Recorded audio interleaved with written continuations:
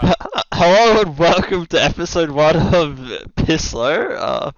I'm Jepman, the jungler for Helios. And did you guys want to go and introduce yourselves? Are you recording this time? Yeah, I'm recording. Okay, I'm Limit Testing, and I used to be the top laner for Helios. I can't really play that much anymore, so I don't really play in tournaments anymore. But yeah, I still sort of hang around and meme with everyone else. Pixie muted. Hello. Hello. This is scuff. But anyway, hey, I'm the Pixie. I'm the new top laner for Helios ALPHA. I've been playing for a fair whack now, so we'll see where this goes, eh? Galaxybear. I'm one of the wards that sits mid lane for Jetman on Helios. Yeah. Everyone else should fucking know me by now. I'm Shiny. I'm the biggest KDA player on Helios, and I play AD carry. Alright, let's get into the weekly rundown for the I2P then. So, not many teams signed up this week. Do you guys think it's due to the late/missed announcement that happened? I feel like I want to say no just because it's the same day, the same time, every week. I'm not super sure if it's changed since last year. Like the Tuesday is like basically their night for the plat. I don't remember specifically if it's changed since last year, but if it has but it's been pretty consistent on the same day, same time. So the announcement not being made, like I know I personally would go through Battlefire and just like sign up like you would anyway. So not having an announcement there was kind of irrelevant for me. But I understand some people are maybe a little more simple, and so they need the announcement with the link and everything to click it. But from what I can see, the announcement was made at like 10 a.m. the day of. So I mean, not great. You know, people may have organized other shit on that day, but I don't know. I feel like if you wanted to play, you'd sort of be there because like you know when it is, sort of. Yeah, it just makes it a little bit harder for those more organized teams who have decided, yeah, look, like we haven't had an announcement yet. It's not on Battlefy. Like we're looking at it and going, well, hey, if there's no tournament on, we may as well organize a scrim with one of the more competitive teams to like get our advantage in that tournament that's running weekly. Like even if it doesn't run this week, like we can still get that practice in and we can still work around our team comps and champ pools and all that sort of stuff. Yeah, I suppose that is a really good point. Like the more organized teams would probably just be like, oh well, fuck it, we'll just organize a scrim or something day of if there's no tourney. Yeah, it's like they would obviously look at it like a few days in advance and sort of like I guess like on I don't know maybe over the weekend just sort of plan out their week, and it's like on the Tuesday, well fuck no event, all right, do something else, or I guess they just tell their roster, you know, fellas, take the night off, yeah, exactly. drinking, go out for dinner, do what you want, pick it up again next week, I guess. Yeah. Yeah, fair enough. So in the finals this week we had technically not Smurfs versus Sonic Boom. Generally, do you guys agree that the two teams in the finals for single elimination aren't necessarily the top two teams in the tournament? Yeah, I think so. I think in this particular week, I think that was the case. Like the two better teams were in the finals, but I don't think it always works that way. I feel like because it's single elimination and the bracket's random, then you could get a situation where there's like a very competitive side, and then there's also a very like less competitive side, I suppose, for like a lack of a better word. Um, and that kind of creates sort of this weird environment where a less skilled team can actually get all the way to finals just by going through the less competitive side, whereas the very competitive side of the bracket, like one team has to win, right? But everyone's sort of as good as each other, so like it's in some ways it's like kind of a coin flip.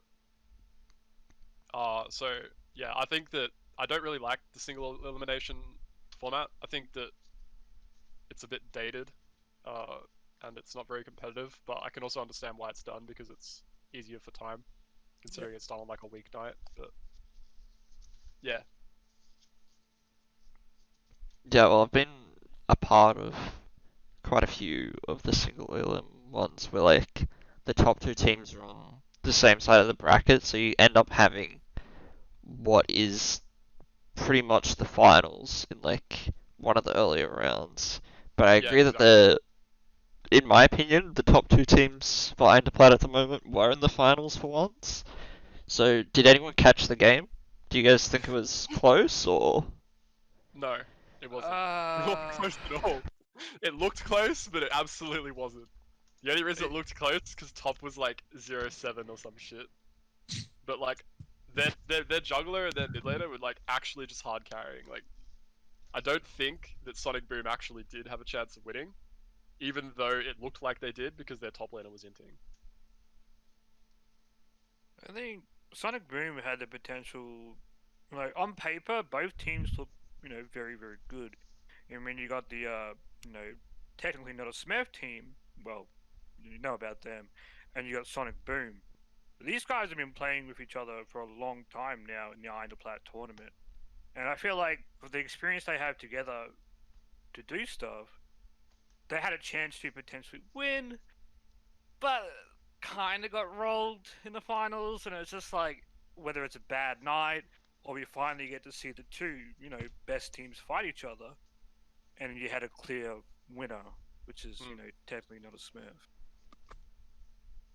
Yeah, I think in that particular game, I think that Sonic Boom got kind of thrown off their game a little bit. I don't think they're probably used to playing against that level of player. I don't think. Like, I mean, let's not like mess around here. Like, it's pretty clear that like that entire team is Diamond, and they all demoted so that they can play in events. And I mean, that's within the rules, so it's whatever. But Oh yeah, oh yeah. I think that because of that, they will naturally just beat basically every other team, just because every other player is just individually better. And Yeah. even when it got to the stage where like the guy was picking Kha'Zix's top and going like 1-7, it didn't matter because the mid laner had Yone, jungler was playing Eve, and like actually just 2v5 the game. Yeah, well, in the finals game it was 32 to 21, and Sonic Boom's top and jungle both managed to outdamage their position, but SE Draven on TNS on the Jinx managed to do 33% of his team's damage, whereas Manu on Kai'Sa only managed to do 13%. Yeah, actually, that's an important distinction I should have made as well. I didn't really mention their AD, but Man United usually does really well in lane and outside of lane as well. Like especially on champs that he knows how to play, like Kai'Sa or Ezreal or something like that. So for him to get kind of rolled like that, sort of indicates the level of players that that team has. And if it was me, I would be saying that those guys probably shouldn't be eligible. But Yeah. yeah, they found a loophole and they're exploiting it, and that's fine, I guess. But Yeah. I'd say that it's pretty clear that even though these are their like quote unquote main accounts, like this SC Draven guy is not Platinum 3. Ringrease is not Platinum 2. Like these guys are like mid diamond level at least, and in Ringrease's case, I think high diamond level, and in that I think is just it's just not competitive for any other team, and it's I gonna ruin mean, it. I watched the game pretty closely, and whilst they didn't really like gap their opponents in lane, because it kind of seemed like TNS was having a bit of fun. I don't Yeah. know if they were trying too hard. I mean, it was a finals match against Sonic Boom. Like Sonic Boom were a decent team, so they definitely had to put a bit of effort in. Like especially SC David put in a bit of effort, but like just like from an observer's point of view, TNS's macro was so much cleaner than Sonic Boom. Sonic Boom almost always seems like on the back foot, and they were almost playing reactively the entire time. They only got, I think, 2 towers in the entire game. It was a decently long game. It was like 32 minutes. They only got 2 towers. Yeah, I think And those are tier 1 towers. yeah. And like in comparison to TNS, they got like barons, 4 dragons, 7 towers down their lanes. Like their rotations were just so much cleaner. And despite the fact that Sonic Boom have been playing together for a while, TNS just don't know. I don't know how long these guys have been playing together. They've only very recently been playing like amateur competitive, right? In these like Iron to Gold, Iron to Plat like events, but yeah, just they looked like they were very comfortable with each other, and the way they moved around the map was just so much cleaner, and it really made Sonic Boom's flaws stand out because like they just were constantly playing reactively.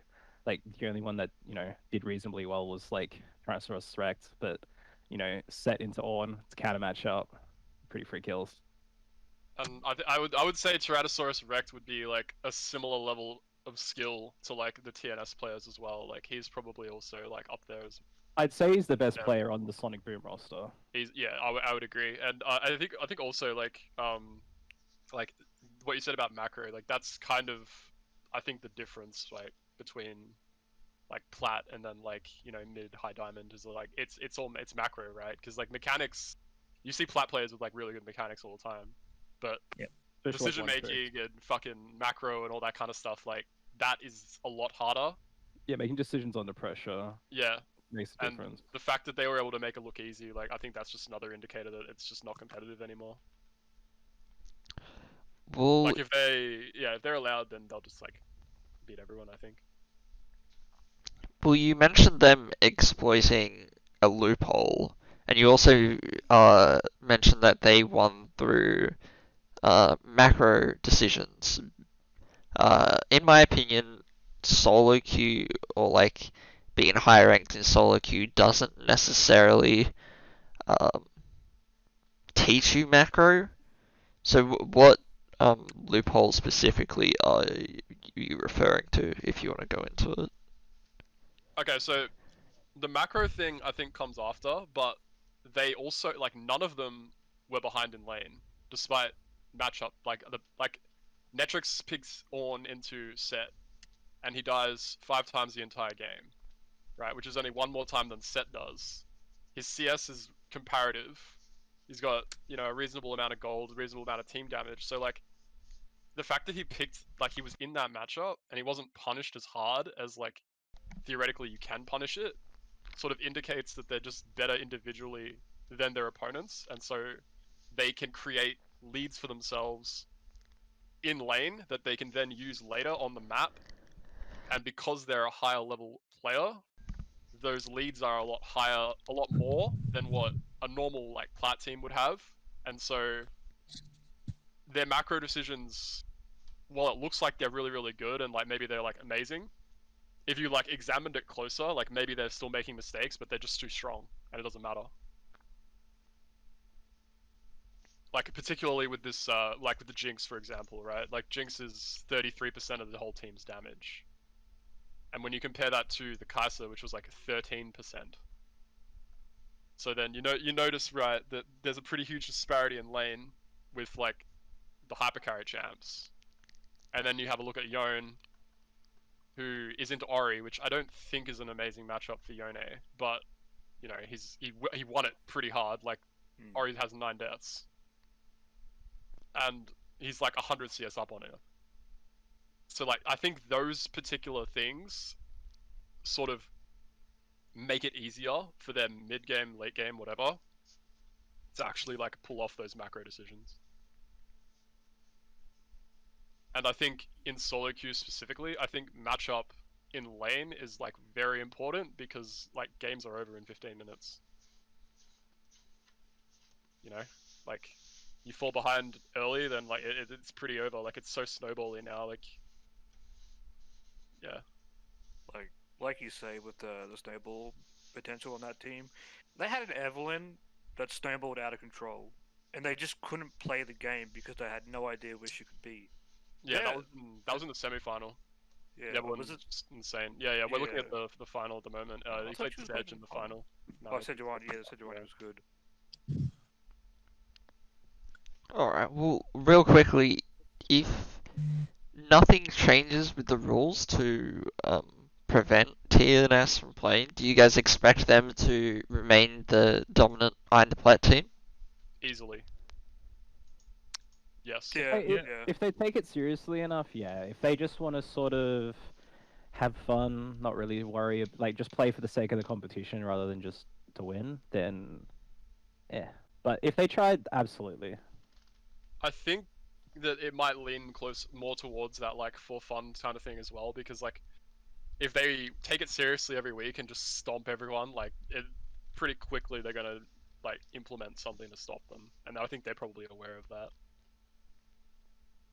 I think to a degree as well, that because their level is so much higher, right? You have a look at the rest of the scene and go, well, are the rest of the scene actually going to step up and go, okay, where are we making these mistakes? Where do we need to improve to bring ourselves up to that level to be able to actually level off with these teams?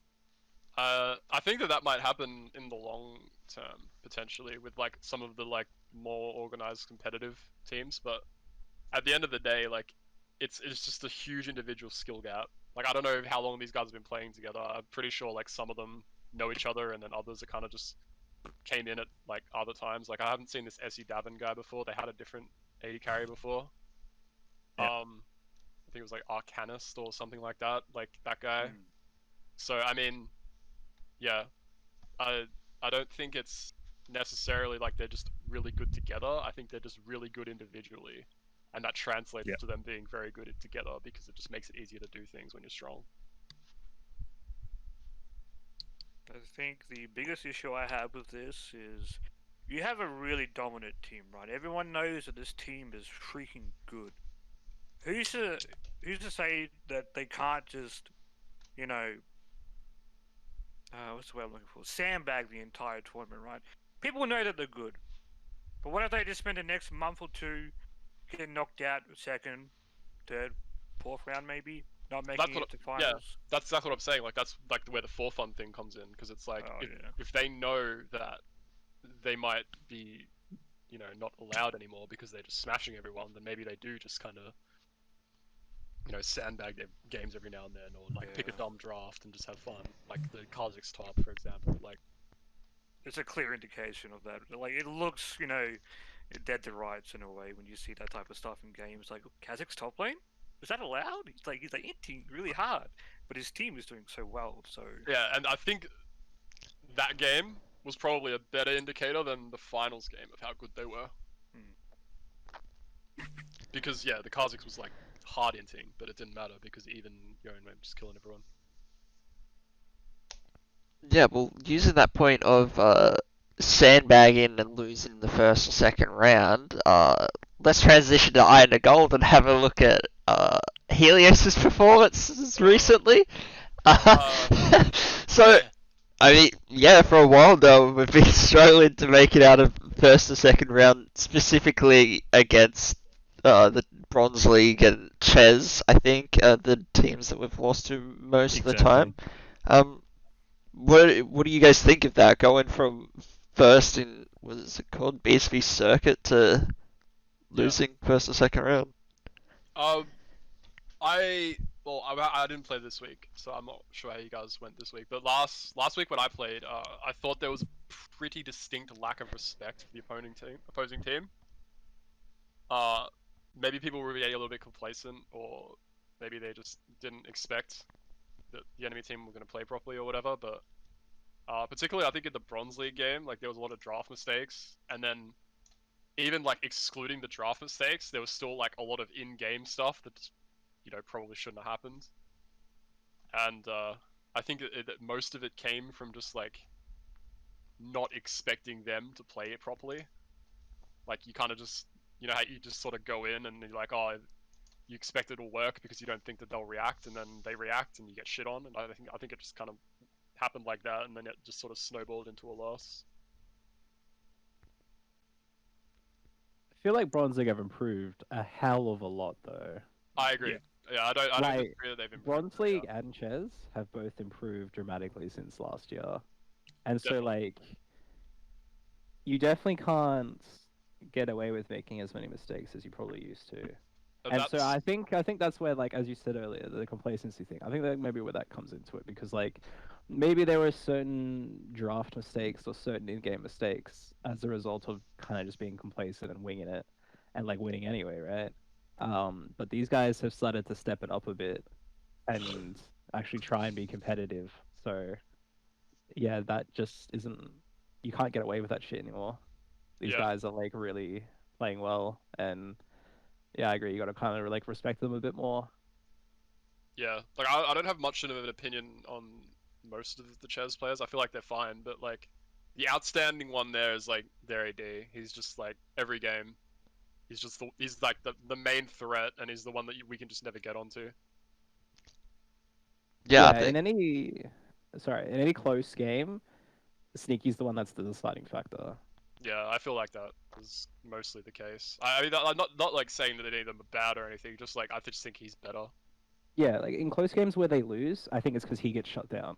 Close games Yeah. where they win, I think it's because they enable him to like just pop the fuck off. That's my sentiment mostly. Yeah. Yeah, I definitely think Captain Sneaky is probably one of the strongest AD carries in Iron to Gold. On Ches as well, I think their mid laner is pretty solid on the few picks that he is comfortable on, and the top laner has also popped off a heap on a few of their carry champs. But this week, finally, we managed to beat them and take out first place. Do you? I mean, our game against Ches was not close this week, was it?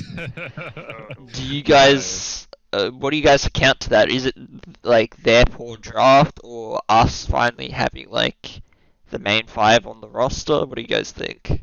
I think with that game, they pretty much did what we did last week. You know, complacent, didn't really pay attention to draft and how the game should be played.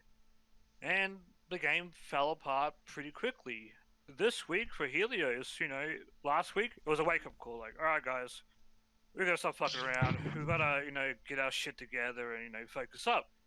And, you know, this week of BSV, we did that. You know, we made sure that we had our game plan, we had an identity in the team comp, and we played to our strength. And I feel like Ches, normally really, really decent team, at least top 4 the majority of times, had a really, really off game. They would look extremely awkward, weren't 100% sure what they wanted to do. Like bot lane, that was pretty crazy. Some of the stuff they did was like super illegal and should not be allowed, but they did it anyway. But yeah. Yeah, I reckon that like with Helios's poor performances for a few weeks in a row, we maybe like fell off a few people's radars. And I think maybe Ches, yeah, as Shani said, did the same mistake we did where they just didn't respect us and was like, oh, we've beaten them a few times before, we'll just do it again. But this time, like, you know, we came out swinging and we won. Yeah. I think that matchup will be pretty back and forth. I think that like they'll take games and you guys will take games. I think it's obviously easier when you have your main roster though. Like I don't really play the game much anymore, so can't really expect much from me if I'm subbing. But like if you've got Pixie and you know you've got like Shiny and Sparky and like obviously Jepman jungle, Ben mid, Yeah. Eb mid, it's a lot. I feel like it's a lot easier to sort of communicate as well as like make plays because you're just used to playing with each other, and you're not gonna like just outright lose lane because you don't play. Whereas I think sometimes when we use subs, like sometimes it's me, sometimes it's other people, it just doesn't always work out because there's always like miscommunications or there might be just like not everyone's on the same page sort of thing. Like, everyone has sort of different expectations, I guess, but when you have the main roster, I think most of you guys are pretty good. Well, this week for Iron Gold, we also saw, I think, 4 out of the 11 teams that signed up were DQ'd for not having their 3 games this week played. I've made my views on the 3-game a week very clear. It doesn't. The rule is intended to stop people from sandbagging, but the Hirogi and trash can situation literally proved that it doesn't work. What are your guys' thoughts on the 3-game a week rule? Yeah, I think it just doesn't work. I don't think it's good. I think it's just like another barrier for entry for people to participate. And on one hand, I can understand why they create barriers of entry because like they just want to make it harder for people to sign up and you know on a different account or whatever, right? But I think like 3 games it's achievable to do for most people, and I think that if you are better than where you're ranked, it's also very easy for you to just lose those games. You know, just like play off roll, or play a champ you don't play, or just fucking alt tab watch Netflix. Like, it doesn't matter, right? As long as you lose, then you aren't climbing, therefore you can play next week. But the issue with that is there are also people who sometimes don't have the time to play those 3 games, even though they're perfectly eligible players.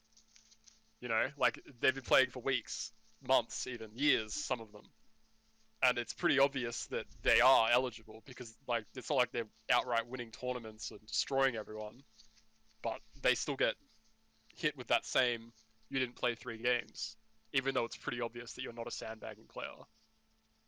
Like, I feel like, but on the other hand though, they are probably right to enforce it for everyone, but I just don't think it needs to be enforced at all. I think that, sandbagging is a problem in itself, but I don't think there's a solution to it, because you can't police people's fucking accounts, man. Like, you can't tell people what they can do and can't do on their own account. You're not Riot. So, yeah, I think it's a bit stupid. But I can understand the reason for it, I suppose. Yeah, I think the rule has good intentions. I just don't know if it's put into practice the right way. I think, I'd like to see it shift from a weekly game requirement to a monthly one. And in addition to that, increasing the base level requirement as well. Like, if people go and get their fucking accounts permabanned, and then they have to go like play on another one, and then they have to like level it up and play in an event again, like, I feel like that's kind of their own fault for getting permabanned in the first place. You know what I mean? Like that seems like the only exception, right? Because like otherwise, everyone else playing on their main account would easily like hit whatever minimum level cap it is. So like, if for example you wanted to put the minimum level cap, I think at the moment it's what, 50? I don't know actually. I think it's 75. 75? I mean, you could from memory shift that shit up to 100. Like, the leveling system's been out for 2-3 years now.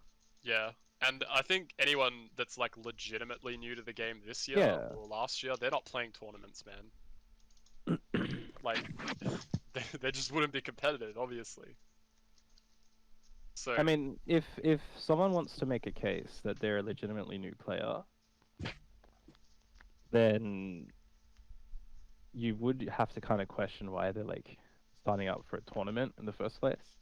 I mean, I feel like the administrators could maybe be like, oh, well, where'd you hear about us? Where'd you hear about the event? The friends of friends, whatever. Did you just decide to play League of Legends for the first time this year and just be like, you know what, let's go to Battlefield, find a fucking tournament? Yeah, exactly. It just doesn't happen. And if it's like friends of friends, then it's like, it wouldn't be a brand new, fresh account made within the past year sort of thing.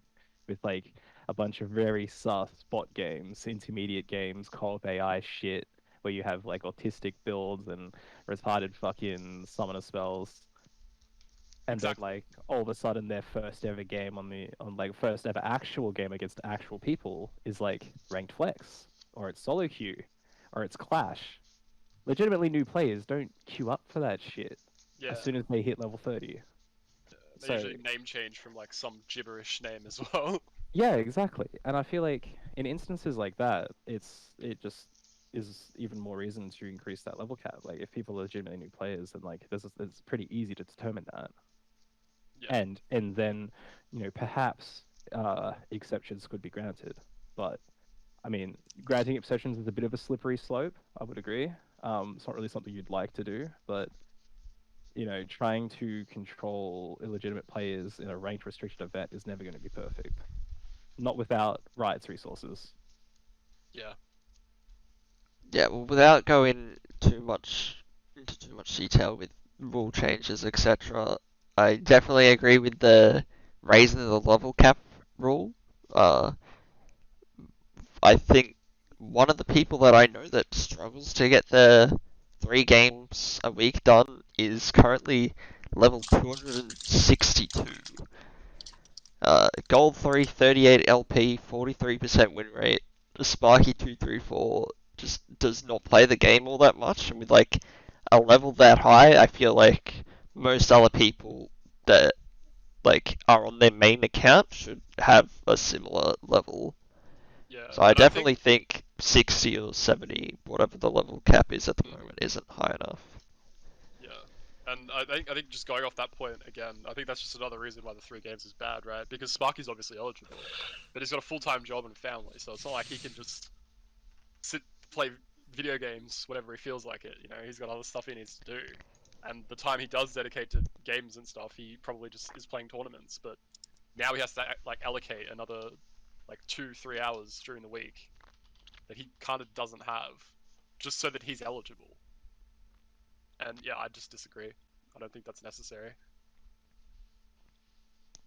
Alright, well, before we move on from the tournament rundowns, do you guys have an MVP for Iron to Plat and Iron to Gold this week? For me, Iron Plat, SE Dabin. Oh yeah. That guy just looked really good. Yeah, He's I so hadn't- good. I hadn't seen him before this week, but yeah, he looked very good. Like I've seen Man United play really well, and he's usually like one of the main threats on Sonic Boom. Mhm.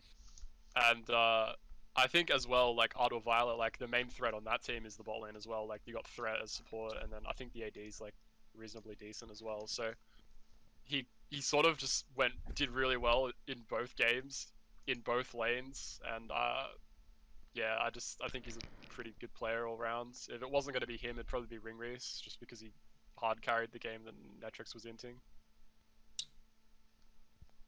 Yeah, I agree with SE Davin for Iron to Plat. While he wasn't like putting up the most kills on his team, he was always putting out the most damage on his team. Yeah, And exactly. I think that's really Uh, important. Yeah, I think people overlook damage dealt and just worry about like KDA and stuff, especially like when all you can see is like the scores. But if you actually like looked at the stats, he's like in this game I'm looking at now, he's 6-3 and 14 on Ezreal, which doesn't look amazing. But then you have a look at his damage and it's like 46k damage in a what is this? 37-minute game, 33% of his team's damage. That's good. That's insane. Right? And when you compare that to their AD carry, which was like 29% team damage, so that guy's not bad either, but he was just that much better. And yeah, that's why I think he's probably MVP. Alright. Yeah, I'd agree with that. You gotta look at it like this: the 3 best AD carriers at Ida Plat, Manu, Sonic Boom. Yep. And then you've got Hex, and now you've got SE Daven. SE Daven is by far the better AD carry out of the both of them, which is better just, than both. Yep. it's not even close. No.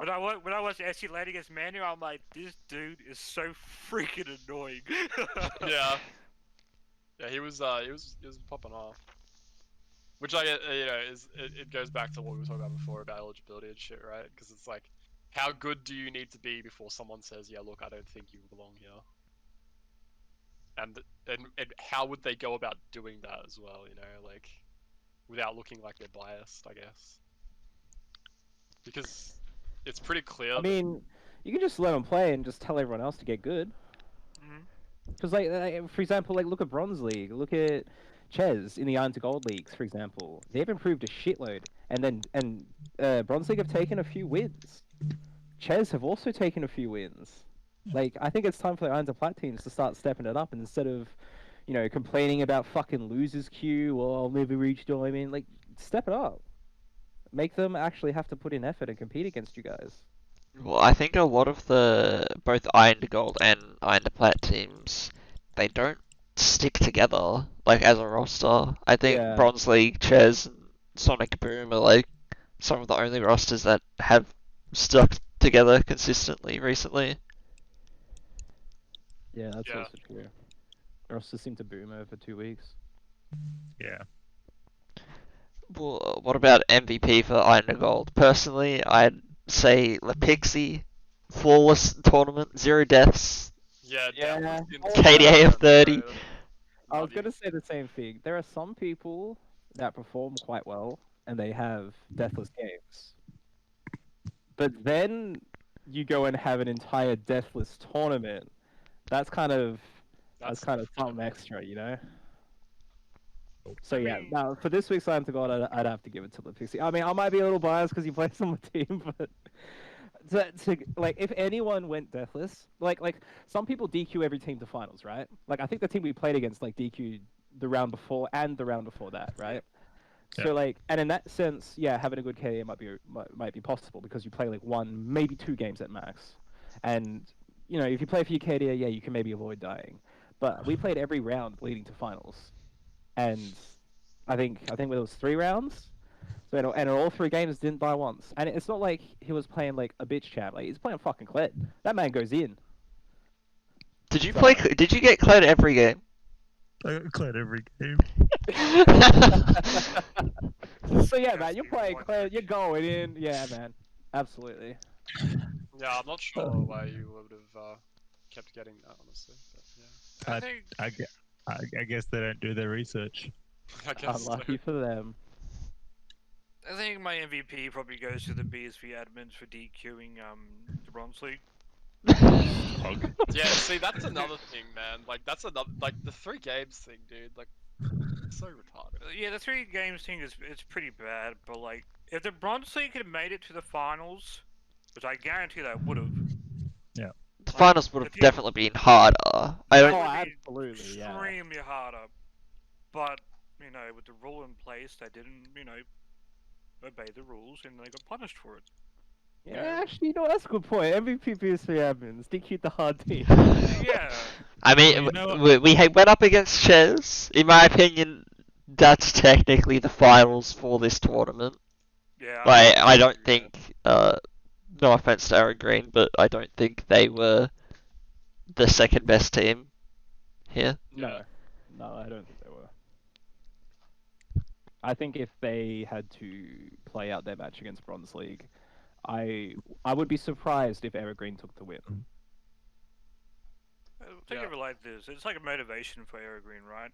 You made it to the finals. Yeah, you got a couple of DQs on the way there, but it's doable. practice. It's doable. It's like it's practice for the weeks coming, right? Yeah, because like Right. most of these teams don't, like for example, most of the teams that get knocked out in the first round or maybe even the second round, don't play against like the more top teams that are in the finals, right? Yeah. So I mean, yeah, you might have DQ'd you were there, but like it gave you good experience against some of the better teams playing in an actual grand final. Yeah, exactly it. On your point about practice, by the way, so they had 2 DQs before our game. The only game that they did play in round 1 ended up being a 5v4 because the enemy top laner couldn't connect to the game or something. What? So it ended at they made 11 them do that. minutes. Oh, okay. Oh my god. Okay. So they sat there for roughly 3 hours and played 1 game against us and got beat at 20 something minutes. Who was this? The Arrow Green. Right. Yeah. So that's kind of the thing about the single elimination, non-competitive side of the bracket, right? Yeah, like- yeah, and the 3 game. Like it's a culmination. I don't think that night was a good practice for them because they sat there for 3 hours, played 1 game, and that's it. Yeah. Exactly. I mean, that's like kind of also happened to us a couple of times. Where like if you have like an easy bracket or like get a couple of DQs, you go to the finals, and then you get rolled. It's like, oh my god. Yeah, I think if you're on the side of the bracket that's like getting teams DQ'd for whatever reason, it like can hurt you because you're not warmed up, yeah. right? I mean, Yeah, to me, yeah. anytime like we do that, right? If we have to like spend an hour or 2 waiting for a game to be finished, and then we finally get to verse that team, you're not warmed up. You're not ready mentally. It's just like, I mean, yeah, I waited agree with so that. long. There's nothing to stop you doing like ARAMs or like fucking, other stuff while you're waiting. Like you don't necessarily just have to sit there. I think some people choose to do that, and that might be why. But yeah, Yeah. I think if you're like waiting for a game to start or whatever, like you just all 5 go into an ARAM, and then if your game's ready, you just FF, right? Yeah, I spent like what 20 minutes in practice tool before like the tournament starts, just to like warm up my fingers and make sure the champions I play that night are up to scratch at a above average level, I guess. Yeah, Honestly, I do the exact same thing. I did it back, like, not last year, probably 2 years ago now, when I was playing ADC. This was back when, what was it? AGC Dust? Dusk?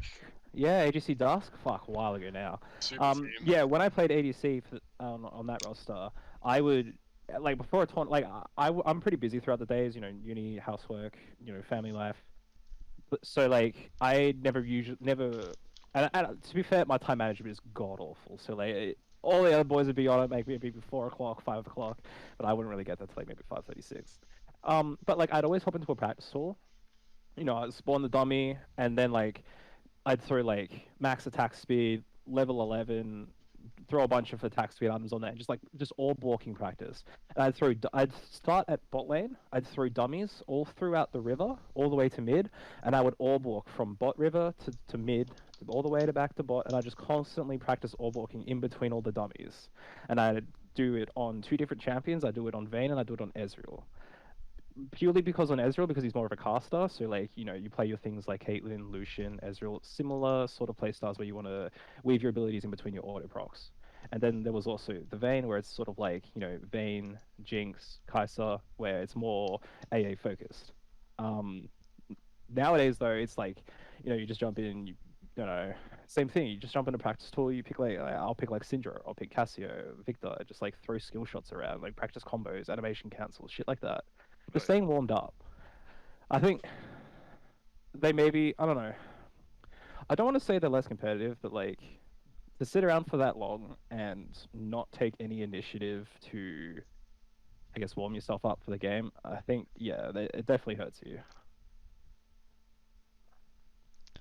Alright, well, closing out the tournament rundown, congratulations to TNS and SEJ even, along with us and Pixie for taking out the tournaments and getting MVPs. So moving on, Alpha roster updates and us leaving Carnivorous. So we removed Vaporwaves and added Pixie. Thoughts on that? Thoughts on Vaporwaves leaving? Upgrade, downgrade? Downgrade, definitely, yeah. I I think Vaporwaves was really he was good solo player. I would say he's probably one of those people who'd be good in solo queue. Like yeah, he's 100% like good in solo. like if you look at more what's it called, like spotlight like players, like a lot of them are like Twitch streamers over on NA, right? Like you have like you know, like Tyler One, Tarzan, like all these really good solo queue players, but then when they go play on team, they're dog shit. I mean, for example, in the EU, right, Magi Felix, right, playing mid for Astralis, he was being top. He's had like what 8 accounts top 10, and so like, you know, he's clearly a great player. But then when he's playing in a team environment on Astralis, I mean, you know, the rest of the Astralis roster ain't great, and you know, it's got subbed in when they're already doing pretty poorly. But like even still, like he's not gapping people like he would in solo queue, and I think it's just because of his entirely different environment. Vabe was really quiet, didn't really talk much, didn't really want to say much, didn't really even ping much, right? But he was a really good solo player. I think as from a team environment, I think Pixie's definitely an upgrade because there's that communication from the top lane. There's like a constant back and forth when like Jep wants to make calls on the top side of the map. There's a constant like feedback of information. He makes calls on the TPs and stuff like that. So from a team point of view, I think, yeah, it's just so much easier coordinating everything. We had so many issues with Vaporwave teleporting to the most random places. Yeah, like the Palm Kench games, he's like just old sin and kills himself at Dragon. It didn't even say anything. Yeah. Like, he used to like teleport in like 40 seconds before an objective would spawn, like Dragon, and like, why are you here? Like, don't you want to get like the flank angle? Yeah, he might win lane, but it's like translating it into a lead just seemed really impossible. Yeah, it was awkward. Yeah. It was so awkward. It was kind of strange that people were like complaining about him too, because it was like all he literally did was just push lane and like hit the tower, and then when that tower was dead, he'd like push the lane and hit the next tower. Like it's not like he did anything else. Jep was basically like a babysitter. He had Yeah. to tell top what to do, Yeah, mid what to yeah. do, bot lane what to Micromanage do. him on like a macro level, absolutely. Yeah. I mean, to be fair, he does that with the rest of us too. Yeah, he but used to it do was that- more he- so. yeah. He used to do that with me all the time, man. It was actually very helpful though. So I'm glad I he love did. being My spoon-fed macros. information. God awful. I just do the exactly same thing that Vaporwave does. Just go top, hit wave, hit tower. Wait, tower dies. Hit wave, hit next tower. Like that's just all I do. Yeah, for me, one of the biggest differences between playing with the two is, right, Pixie can play strong side, weak side, and all of a sudden, you see a TP in the bot lane, and Shiny's like, holy shit, my top lane is TPing to me! Yeah, bro, you won't see me or Vapor doing that shit, man. Yeah, Yeah, like making that catches me proactive off plays, guard like, so so hard. good. I'll hear a brief Love- China will be bot lane in 2 seconds. I'll be like, Just like- whacking away at the enemy bot lane. Like, holy shit, my top laner is here. Well, let's fucking fight. I'm killing him and he's just on tower farming the wave, and I'm like, Shiny, bro, you gonna do anything, bro? Let's go. Yeah. Like, is that my top laner? Or that? Yeah, he's not expecting it. We've literally just left him on an island for 2 years. So, We get eggs from jungle, but that's about it. so yeah, we went from AGC/Helios to joining MCOM to joining Carnivorous and then coming back to our own org in Helios. Yeah. What are your guys' thoughts on the orgs that we're a part of, or like our reasoning for leaving? Well, I'm pretty sure the MCOM thing we left because they banned one of our players. Mhm. Because there was like some internal conflict or something, and then because he was banned, we couldn't like practice with him in the Discord anymore, so we like all just left. I think that org did have like a few management issues, and I think that not everyone was on the same page with like where it was going. Like I think some people were saying it was going to be they were going to have like an OCS team, and you know they were going to like be like a pro org or something. But then like you'd look at sort of what they were doing to achieve that, and you're just like, yeah, look, I don't see how this is possible. Like I'm not sure you understand that what kind of level is required for that. I think Carnivorous was a lot better laid out. I think the main issue there was just like they sort of said we'd have coaches, and then we sort of just didn't get coaches. Yeah, I was excited for the Carnivorous Alpha move because it's a new, fresh environment, and it's always exciting when you join a new org because it's like, oh, what are they gonna give us in terms of like for playing for this team, this Yeah, organization? yeah. You know, I was also pretty keen as well because like they had a reasonably good high elo team, which like I think did pretty well. I'm not sure what they're doing now, but previously they had a reasonably good like I think they were like diamond team or maybe higher. I'm not sure. And they were doing reasonably well at like things like Sumsock and all that kind of stuff. So it was kind of cool to be involved. And then I suppose that kind of gave me the impression that we'd have like a reasonably good level of administration and like coaching and all that kind of stuff.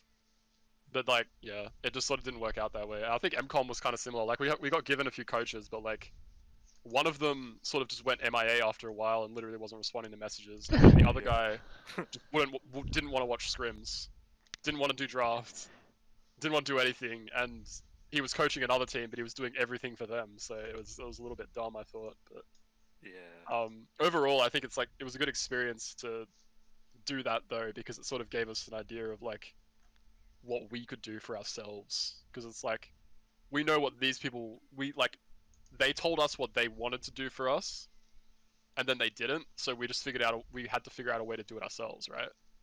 And I think that sort of is like a good growth sort of moment for the team in general. Yeah, like forces you to be independent, not have to like rely on other shit. Yeah. Yeah, like find our own scrims, you know, like enter our own tournaments, Yeah, sign up like get our own coaching. yeah, like you'd think management would like sign you up for an event, but nah, we had to do it ourselves. Or at the very least, notify you to sign up. Like, Yeah, like an announcement in the Discord or something. yeah, but like it sort of Well, felt. and I mean, the other thing is like we got streams pretty often playing for Carnivorous. I don't think they were even in chat watching us play. Oh, It was. Llama, It was. Llama. Yeah, no. There were a few times where some of the people from there would sort of get involved, and there were also even other times where they would like do like giveaways and stuff, like when we were playing. But Yeah. there was a lot less of that, I think, in MCOM, and yeah, The I think giveaways only if- really happened yeah. in like the finals. yeah. If I had to say like which one was sort of like a more positive, constructive experience, I would say that Carnivorous had the right idea. I just maybe think they didn't have like the resources to do what they sort of wanted. And rather than just tell us that they didn't have the resources to do what they wanted, they just kind of didn't say anything. I think it was Statement. with the Carnivorous, it was more so bad timing because as we joined was when Llama took his hiatus or whatever. Yeah. Yeah, so the reason we joined MCOM was for coaching and like a manager to find us scrims or whatever, so we didn't have to do it ourselves. You guys pretty much covered that, but yeah, shout out to Razy and like some of the MCOM stuff. Like they treated us fine. It was just we didn't get what we needed, and meanwhile the team that joined after us got like the consistent coach, right? Yep. And the issue I felt with that also was like after we lost our original coach, we got that guy, but he still didn't do anything for us. And yeah, I thought that was a little bit frustrating. Like I would message him and say, "Oh, we're going to scrim now. Do you want to come watch, or do you want to help us with draft or something?" And he either wouldn't reply or he'd say, "No, it's okay. You guys are fine." And I'm just sort of thinking, well, I'm asking you because we're not. Yeah. So are you going to help or not? You know, like is your job not to coach? That's like one of the big things that I really, really hated, right? When you join an org and you're known for winning a lot, right? You're like, oh, Yeah. these alpha boys, you know, they win tournaments back in the day pretty frequently, like a lot of the time. Do these guys need coaching? Yeah. Am I gonna put in the time to coach them? Nah, they'll be fine. They'll just win another tournament. But like, dude, we're out here like asking for like coaching because we want to keep improving and stay on our game. Yeah, because the standard is increasing, right? Oh, like what we were yeah. talking about before with Chez getting better, Bronze League getting better, and I mean even like some other teams coming in that are like doing quite well. Like the standard is increasing, so we need to be keeping up, and the only way we can do that consistently is with like coaches, like outside input that can give us a different perspective. Because otherwise, we're just gonna think the same way we thought yesterday. Yeah, Like, like why would we we change our can't minds? go and play the Yumi, Twitch jungle, Kiana mid every game anymore like we did 3 years ago, but Yeah, exactly. Like, and then yeah, it's like what was it, Scion top lane or like fucking Camille, Renekton, like those champ. Like yeah, like we can't just stomp lanes anymore, right? Like we actually have to play properly, and I feel like that's where you need a coach because they're the ones that sort of understand the bigger picture a lot better outside of like just your lane. And the fact that we didn't get that, I think, is sort of the main catalyst for why we were leaving different orgs. Not that like the orgs were bad; it was just like we didn't get what we wanted or what we needed, I should probably say. Can yeah. I just say that I only found out that we had left Carnivorous ALPHA yesterday, so that was a new experience for me. Although, Yeah, to be but, yeah, fair, no one would. I spent maybe 2 months on hiatus, like doing Mm. my own thing, and I came back like a week ago, and it's Yeah. like, oh yeah, Shiny, I'll play for Helios now. I'm like, okay. Yeah, yeah. I mean, it wasn't exactly like an announced like Yeah. departure or anything. I think it was we just kind of just stopped going there. Yeah, well, And I haven't stop been a using the part of the chats and stuff. Discord for a while, so I don't know what you guys have communicated with them or what they've communicated with you or whatever, but I don't think No communication has happened in our team's chat since okay. the 4th of January. Okay. Well, Yeah, yeah, so I mean they supported us, like they were in Twitch chat and they're nice Yeah, guys. Shout yeah. out to Llama and Surf and like all Yeah, the no, rest of the Carnivorous yeah. people, but yeah, we just didn't have the like management or coaching that we were after, I suppose. Yeah. Yeah. Uh, Because yeah, like to keep up, you That can't. that being said, any organizations giving this video a view, if you want a good team to win you some events, and you want to give us some coaching and shit, hit us up. Would you guys? Okay, going off that point, would you guys consider joining an org if they like Give us what? a coach, yes. If the Yeah, coach, 100%. if they give us a coach to help us improve and analyze our gameplay, go over VODs, watch our tournament games, absolutely. I don't care what the orgs call. I don't care who I play for. Assuming it's our team, obviously. I don't like. I just want to improve. Yeah. I Just want to mean, be the best. if an org says, "Hey, I want you for my, org," I want to give you 110%. You know. Yeah, and I feel like we want did. to show that I'm good enough and Yeah. make you proud. Yeah, I think in most cases we did do that most of the time. Like, I mean, it's not like we won every week. Like, especially in Carnivorous, like we didn't win every week, but I mean, we won the ladders that counted. Like, oh, well, for yes, MCOM we came I think that was second, MCOM. Yeah. and Well, yeah. Carnivorous Yeah, we came first, and the BSB won. Yeah. What are your thoughts on joining another org, Pixie? What would they have to So offer you? We won ECB as well. True. Well, like I would just say, like, just offer us something, and then but like on like a trial period. So like, if they like go, hey, we're gonna give you coaching, for instance, like on a 3-month thing, they go, okay, well, if we're gonna give you this for 3 months, and then yeah, cool, happy days, you've committed to it, happy, cool. But if they go, all right, 3 months, and then they just like go, oh yeah, we'll give you coaching, but then no one turns up, or as you said, you message someone and they don't want to fucking be there, well then, oh, fucking see you later. I'm not going to stick around. Yeah. Fair point. Yeah, and I think that's like the main sentiment with everyone. It's just like happy to, improve, like not improve, so be a part of something and help an org succeed in whatever it is that they're trying to do. But it goes both ways, right? Yeah, exactly. Alright, well, let's move on to ECB Drama and Oh the org yes. disbanding. Yeah. Drama. I got a lot on that, man. Yeah, do you want to start it off? Yeah. All right. Fair enough. Give us a rundown of the ECB situation first. Yeah. Okay. So East Coast Bracket was a tournament org that was run by myself, Ubi. There was some other people. Michael was involved. Pixie was also involved in some cases as well. We had casters like Seiko. We had Midnight, Mayhem. I'm sorry if I can't remember everyone's names. Cooper. Great.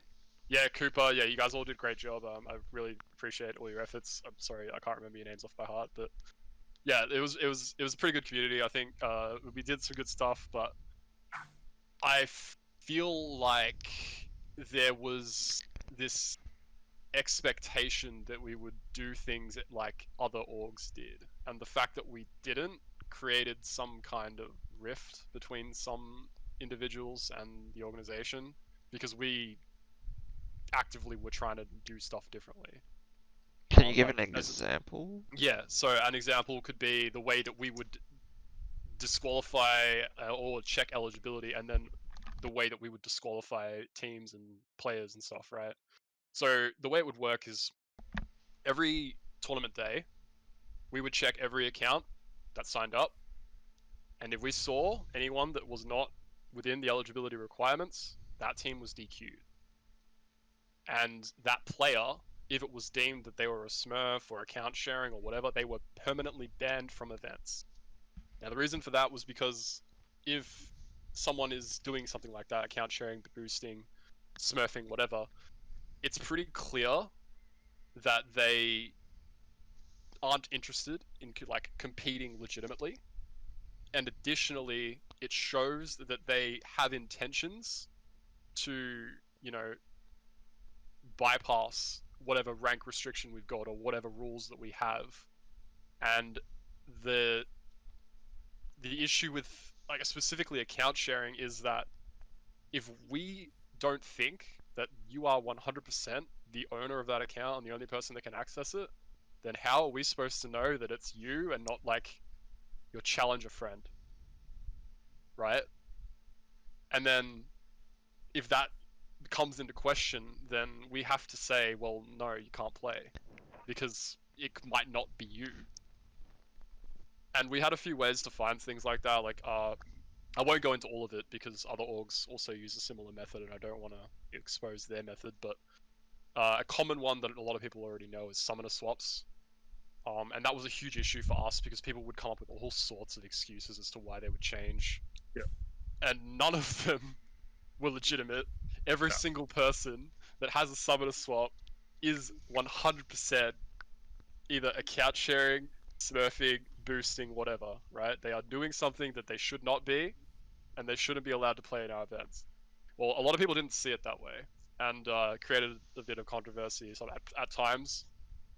But yeah, it all sort of came to a head when we were just putting in a lot of effort. Ubi specifically was putting in financial, like, like cash prizing, right? He was sourcing sponsors that would give him money to give to players.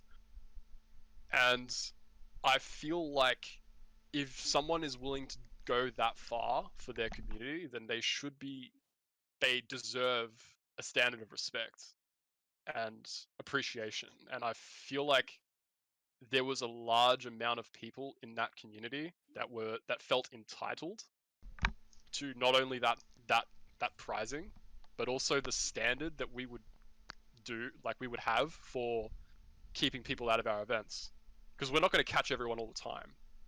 You know, like, people are always going to get through. That's just how it works. If you hide it well enough, we're not going to catch you straight away. It'll take some time, and you could play for weeks, for months, right? But we'll get you eventually. Is kind of what we were sort of aiming for.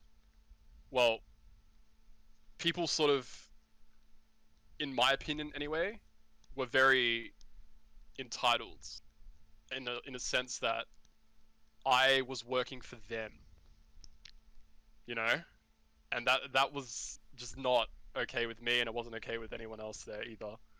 And it sort of, it all sort of blew up eventually when someone from another Discord was in a solo queue game with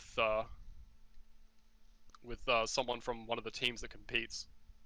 I don't know the specifics of the game or whatever, like, but apparently they didn't do well, and the person in question called that guy out in a different Discord. I think it was MCOM or something, and said, you know, inting, you know, you shit, you're a mutt, whatever. I can't remember exactly. I think mutt was specifically used, and I'm not sure why that was so offensive to them. But yeah, they then took that, and because this person was listed as an admin for our organization, even though he hadn't really done a whole lot for a while,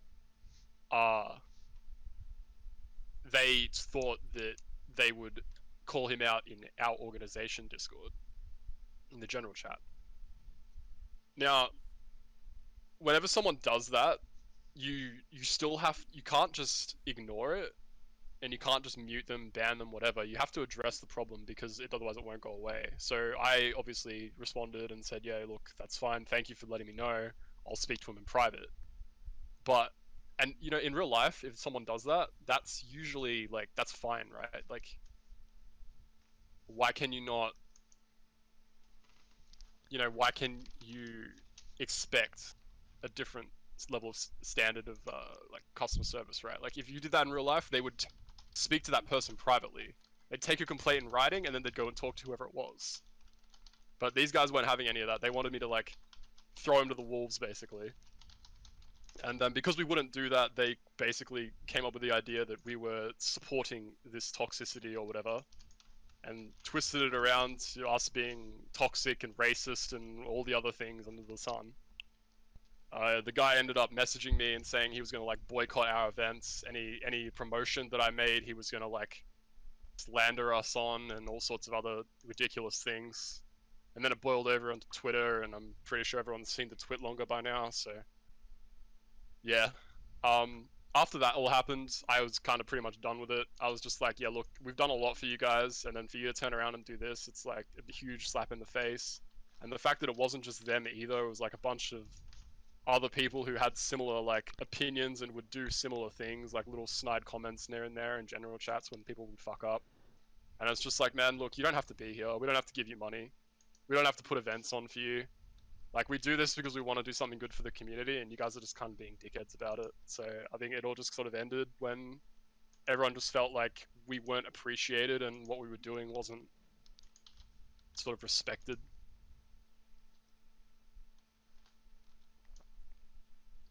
But yeah, I think the people that play in these kind of events need to have a better perspective on the amount of work that goes into organizing them, particularly if they're cash prized, because that money's coming from somewhere.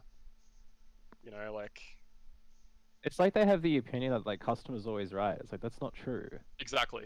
Like they don't work for you; they work for their organization. Yeah.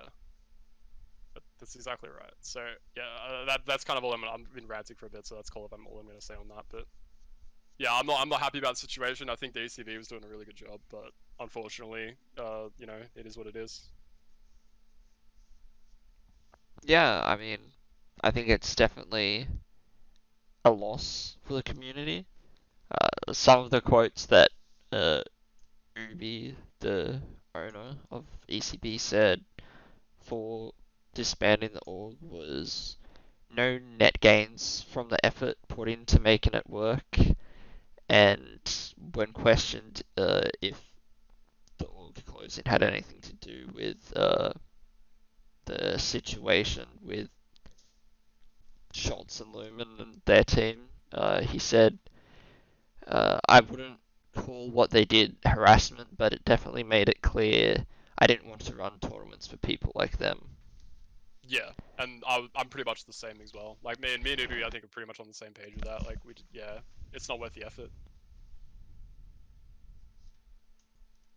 Going off what you were saying before, Limit, I see a lot of Discord admins say along the lines of we're volunteers here, and like pass off whatever like someone's genuinely asking to someone else. What are your thoughts on that?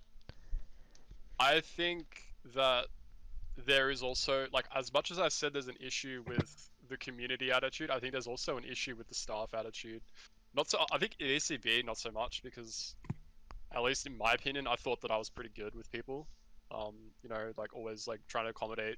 You know, if people were late signing up or whatever, like I do what I can to make them eligible and help them play. And then in situations where I had to disqualify people, it was usually amicable.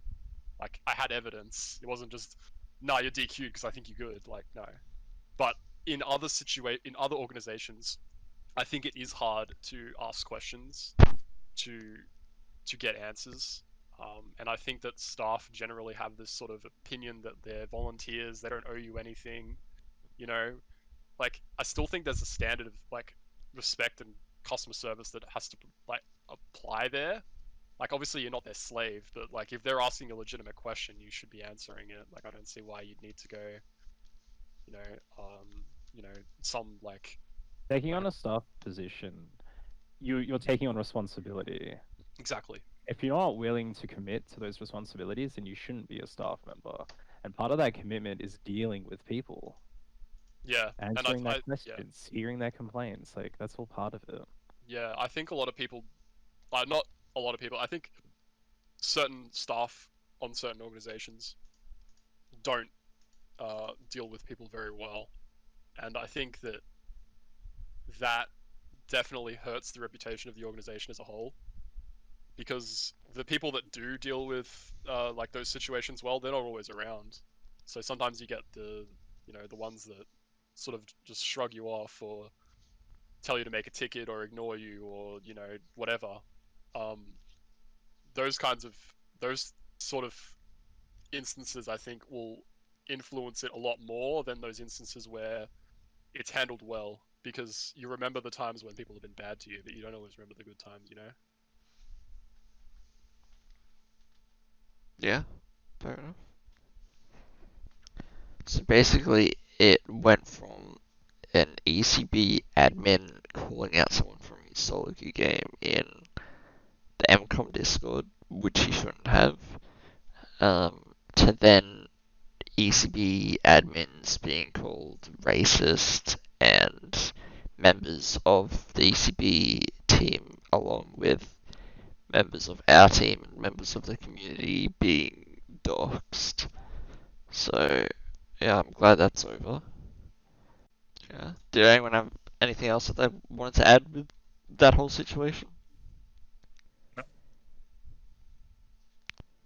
Do you guys have any farewell, anything you want to say before we finish up? Follow me on Twitch, twitch.tv/limit_testing. Int in silver every now and then. Thursdays to Saturdays, you know, you can catch me live going 0-7 in lane. It's a good time. If you're in an 80 carry main, buy shield bow. It's fucking broken. It's not balanced. It's free. Alright, well that's it for episode 1, guys. Thanks for watching. If you got any any topics that you want us to talk about next week, leave a comment down below. If you enjoyed the video, be sure to give it a thumbs up, and if you didn't, let us know what we can do to improve. And as always, thanks for watching, guys. Really appreciate it. Hope you all have a good one, and we'll catch you later.